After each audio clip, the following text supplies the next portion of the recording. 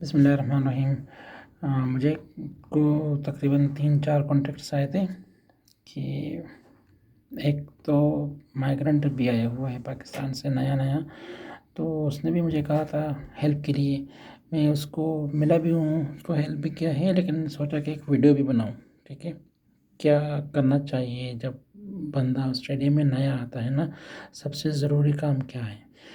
तो सबसे पहले जब आप ऑस्ट्रेलिया पहुँचते हो, तो आपके साथ तो ज़ाहिर-सी बात है ऑस्ट्रेलियन आईडी तो होती नहीं है। तो आपने क्या करना होता है, आप अपना पासपोर्ट लेके आप पहले जाते हो बैंक में अकाउंट बनाते हो, ठीक है?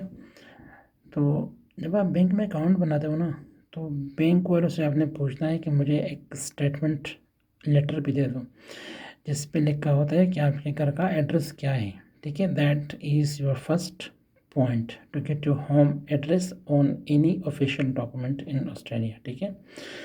जब आपको एड्रेस मिलता है ना, तो आप बैंक आपको एक डेबिट कार्ड भी इशू कर देता है, जो कि आपको नॉर्मली पहुंचता है आपके घर के एड्रेस पे 1 हफ्ते के अंदर या 10 डेज़ लेता है, लेकिन वर्स्ट केसेस में 10 days normally. Card arrives in 3 to 4 days official days, business days, ठीक है? उसके बाद आप जाते हो यहाँ लोकल गवर्नमेंट के ऑफिस में, और आप वहाँ पे अ, अपने लिए जो आपकी क्लाइंट आईडी हम उसको बोलते हैं ना, जिस तरह पाकिस्तान में आपका शनाख्ती कार्ड होता है, यहाँ पे क्लाइंट आईडी हम बोलते हैं। आपको क्लाइंट आईडी इशू होता है, जिसके ऊपर आपका एक नंबर होगा। वो क्लाइंट आईडी का जो नंबर होगा ना, वो आपके लाइसेंस, ड्राइविंग लाइसेंस के ऊपर भी जाएगा इन द फ्यूचर। बस वो आपका सब कुछ होगा। यहाँ पे आप जो भी कुछ काम करोगे ना, तो आपके पास वो क्लाइंट आईडी होनी चाहिए। उस कार्ड का नाम होता है प्रूफ ऑफ एज कार्ड, ठीक है? जिस पे आपका एज लिखा होता है, आपका नाम होता है, घर का एड्रेस होता है और प्रूफ ऑफ एज होता है, ठीक है? ये तीनों चीज़ें आपको चाहिए होती हैं हर जगह पे। जब आप जॉब के लिए अप्लाई करते हो, कुछ भी करते हो, एनी गवर्नमेंट काम करते हो, तो वो आपको पूछते हैं कि एज कार्ड, ठीक है? आप बैंक अकाउंट बनाते हो, प्रूफ ऑफ एज कार्ड बनाते हो। उसके बाद तीसरा काम है, सबसे ज़रूरी काम भी है, TFN, टैक्स फाइल नंबर। उसको आपने अप्लाई करना है, क्योंकि आप यहाँ पे जॉब तो करते हो ना, डेफिनेटली जॉब के लिए लोग आते ही हैं। स्टूडेंट भी हो तो आप TFN को अप्लाई करते हो।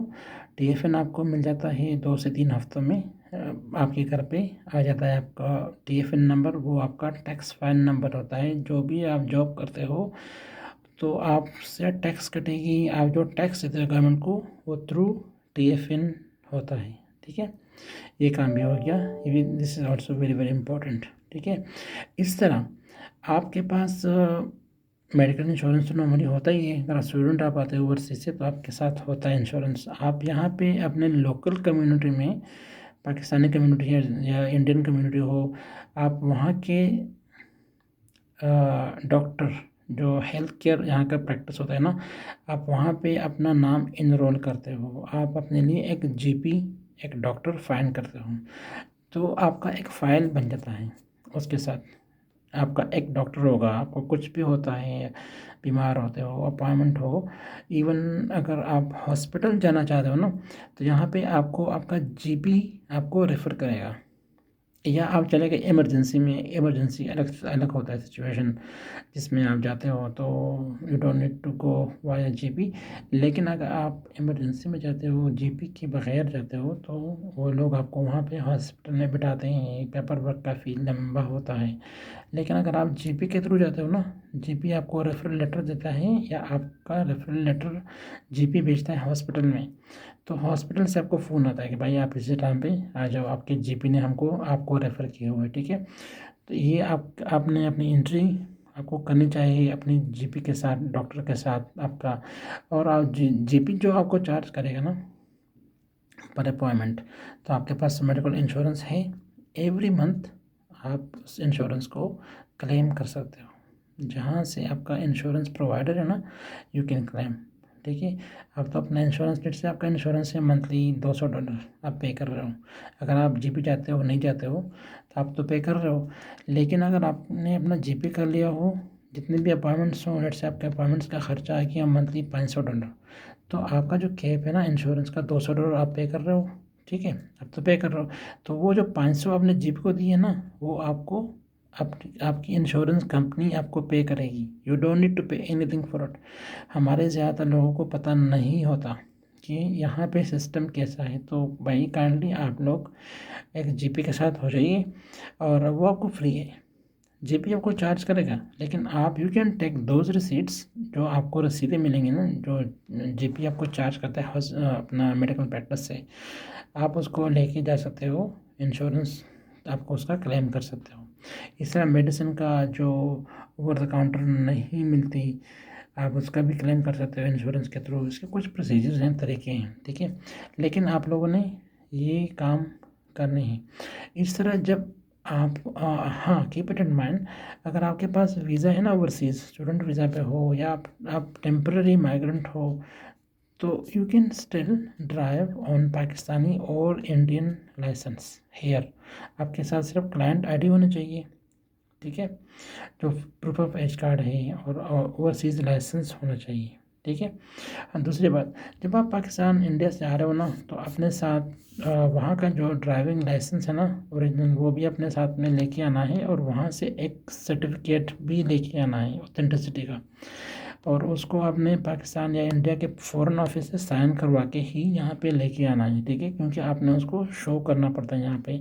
जब आप ड्राइविंग लाइसेंस के लिए लोकल यहाँ का अप्लाई करते हो, तो वो आपको नॉर्मली पूछते हैं कि भाई काउंसलेट से ये डॉक्यूमेंट साइन कर लो, या पाकिस्तान के या इंडिया के फ़ॉरेन ऑफिस से साइन कर लो। तो वो आपके लिए हेक्टिक होगा। आप फिर कांटेक्ट करते हैं उधर इंडिया पाकिस्तान में, वहाँ से आपको हार्ड कॉपी आती है, उसका ख़र्चा भी होता है, टाइम भी लगता है, ठीक है, क्योंकि आप वेट कर रहे होते हो। तो उससे अलॉट बेटर है जब आप आ रहे हो अपने कंट्री से, अपने मुल्क से, अपने साथ वो डॉक्यूमेंट साइन करके ही लेके आओ इधर स्ट्रेट अवे, क्योंकि आपको वो चाहिए होगा यहाँ पे। समझ रहे हो ना? ये चीज़ें जो है ना, ये आपने करनी होगी। ये कीप दिस इन माइंड कि ये चीज़ें आपको यहाँ पे बहुत ज़रूरी करनी है, और आपको ये इसके बगैर आप कुछ कर ही नहीं सकते, ठीक है। इस तरह अपने पास एक स्मार्टफोन लेके आओ, वहाँ से स्मार्टफोन हो जिसमें आपका इंटरनेट काम कर रहा हो, आपका मोबाइल डाटा, आपका जो यहाँ के मैप्स है ना, मैप्स के बगैर आप कुछ भी नहीं कर सकते, गूगल मैप्स, ठीक है। तो अब उसके लिए आपके पास फ़ोन होना चाहिए। यहाँ पे फ़ोन्स काफ़ी एक्सपेंसिव हैं, तो आप बेटर है कि आप वहाँ से लेके आओ। अच्छा, पैसा थोड़ा बहुत, मतलब 1500 से $2000 ये तो आपके साथ होना चाहिए, क्योंकि आपने यहाँ पे गाड़ी लेना है, ठीक है, गाड़ी ड्राइव करना है। क्योंकि कुछ भी जॉब है ना, तो आप विदाउट ड्राइविंग आप नहीं कर सकते। आपके पास लाइसेंस ना हो, आप नहीं कर सकते, ठीक है। हाँ, इसके लिए मैं अलग वीडियो बना रहा हूँ, ठीक है।